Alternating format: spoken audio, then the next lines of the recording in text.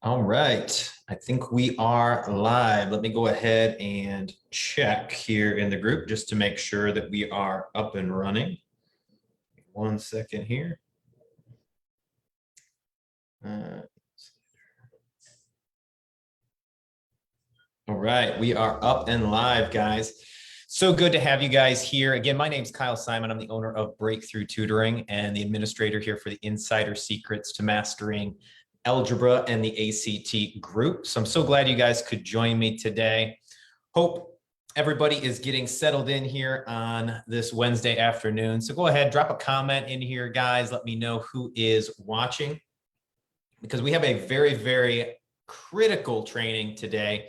If you have a 10th or an 11th grade student that's looking at trying to do very well on their ACT so that they can go ahead and have more choice in terms of the schools that they get accepted to, as well as in terms of scholarship money, how much scholarship money they can get to go to school. So this is going to be a very critical training on how to actually structure their ACT prep to help them prepare to take that test and get an awesome score, to crush it and get a 30+ score on their ACT so that they can go ahead and have, like I said, those choices, that freedom of choice, as well as a better opportunity to get scholarship money. So guys, during today's session, we're going to be going over basically when should we start. We're going to be going over what test information release tests are and why they're so critical to kind of getting organized and starting the process at the right time. And then third, I want to go ahead and I want to lay out a very, very detailed plan as to how, based on where your student is, if they're in 10th grade or 11th grade, when they should be starting and what that process looks like and what the time commitment might be. So we're going to go ahead and jump right into this, guys. So I hope you guys are excited to get this information, because I know it's going to take off a lot of stress and just a lot of that anxiety of like, where to even start? What do we even need to do? So I'm going to go ahead. I'm going to share my screen with you guys, and we can go ahead and get this training up and running. And feel free, guys, go ahead and drop any comments in there or any questions as I'm going through this today. And I'll make sure to jump back into the comments and take a look if we have people dropping questions in there. So, all right. So let's go ahead. Let's get to our training here. Hope everybody can see that okay. Let me just check the feed here real quick just to kind of see if that's up and running. Looks like it is. All right, good deal. So guys, what do we want to start with here? Well, when we are thinking about prepping for the ACT, the one thing I want you guys to realize is that starting early is absolutely key, okay? Now, why is that? Well, I think a lot of parents and a lot of students think, oh, you know what, the ACT, I'll worry about that my senior year. That's when I do it, is my senior year. But I want you guys to think. I want you guys to really ponder this question and think about your students' senior year, okay? They have to be finishing out their coursework. They got extracurricular activities. I don't care if it's baseball, softball, basketball, soccer, whatever. They got end-of-year projects. They're applying to schools. They're applying for scholarships. They're going on school visits. They got prom. They got boyfriends. They got girlfriends. They got part-time jobs. There is so much going on in their senior year that the last thing you want to be thinking about is ACT prep, to throw that in there at the end. That's the last thing students want to feel. And you know what? Waiting till their senior year also puts a ton of pressure on students to hit that score on their first or second try. And that's a lot of pressure to bear, right? If we start the process early, we relieve that pressure and we can find that margin in students' lives to actually find the time to prioritize this prep around school, around extracurriculars, around boyfriends and girlfriends, whatever it is. We can find the time to do that. Now, I have a lot of parents that ask me, they're like, well, Kyle, I mean, why would we start their sophomore year? Isn't that too young? Do they not, they don't even know the content yet. And I would argue, doesn't even matter, okay? Because the English section, I can teach them the rules in 45 minutes. Reading, science are skill sets that they're not going to learn in school. And math is all about basic math. Okay. You're talking pre-algebra and algebra 1, which is what students are taking in 8th and 9th grade. And so any of the harder concepts, let's just say in math that might revolve around geometry or algebra 2, are very, very basic concepts, guys. Does not take more than 10, 15 minutes to learn that concept. Does not take an entire semester of coursework to figure out what it is that the ACT is testing students on. So we have to realize that, you know what, sophomore year and junior year is the sweet spot. And I personally would recommend sophomore year because, again, by starting early, you're learning, you're gaining experience, you're learning the rules, and you're gaining confidence. Because typically, guys, students are going to hit their best score on probably their second or third test that they take. That is a live test taking scenario. Okay. So we want to provide them with the right framework to reach the best that they can. Okay. So starting early is going to be the key. Now, what we want to look at here is what is test information release and why is it important?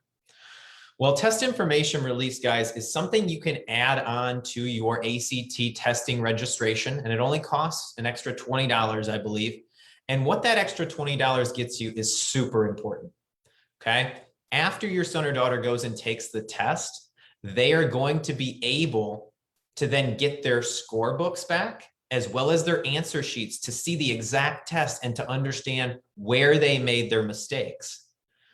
This is absolutely key to them learning from those mistakes so that on the next test, they are not making the same mistakes again. They're learning from it. Their scores improving because they're basically working through those problems. Now, the key here with test information release is that it's only offered on certain tests. It's only offered on the April, the June, and the December test. So this causes a little bit of a headache when students are off cycle and they can't take advantage of this tool. Test information release is a learning tool that can help them tremendously because you know what? Most of the time students think they're missing hard questions. Nope, they are missing easy questions. And most of the time, if they don't see themselves missing the easy questions, they don't think that's true. But when they get their actual tests back and they see, wow, I can't believe that 2 + 2 became 5, it's a wake-up call for them that they're getting tricked, that they're getting baited.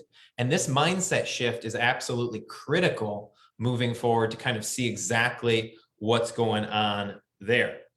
So as we are kind of looking at these guys, I want you to understand the importance of starting early and test information release, because structuring your plan around that is going to be just setting your student up for success because they got those 2 pillars in place. Now, the third thing we have to remember, should I just have my student take the test to see where they are first?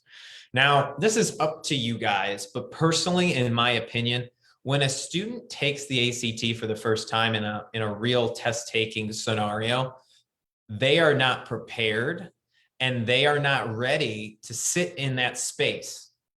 And so what happens? Either they come out of the test and they do awesome, or they don't do as well and now they're freaked out a little bit. And they have this idea of what the ACT is and how hard it is. And that is one of the biggest things that I have to help students with, is how to break that mindset, because they all coming in saying, oh yeah, it's impossible. It's hard. It's super challenging. There's no way I can do better on it. And that takes a lot of time to whittle that down. Now, in a lot of my ACT acceleration programs, I provide students with almost video modules in the beginning of the program to help warm them up to what the ACT is going to be like, as well as what the mindset we have to have going into the test should be, right? And then from there, I actually allow them to take a practice test, because you're right, we need to figure out where they start. We need a point A so that from there we can track and get to that point B, or that ideal score goal of a 30 or a 32 that they're looking for. So again, is taking a test bad for your student? Absolutely not. But sometimes it can affect their mindset. And when they finally do get to me and I'm working with them, I have to break down that mindset because they're already dug in that it is super hard. And the one thing we have to realize, guys, is that the ACT looks challenging, but it's extremely predictable. and we need to learn the rules, and then we can start seeing the test for what it is. All right, let me just go ahead and check here real quick, see if we got any questions coming in.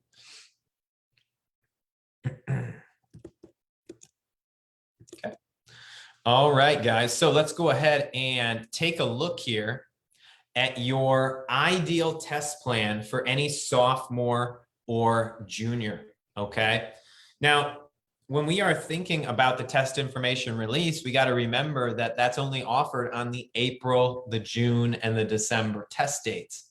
So what I believe is the best course of action for any sophomore or junior is simply to start around January or February of the year that they're in. So let's say that your student is a sophomore this year.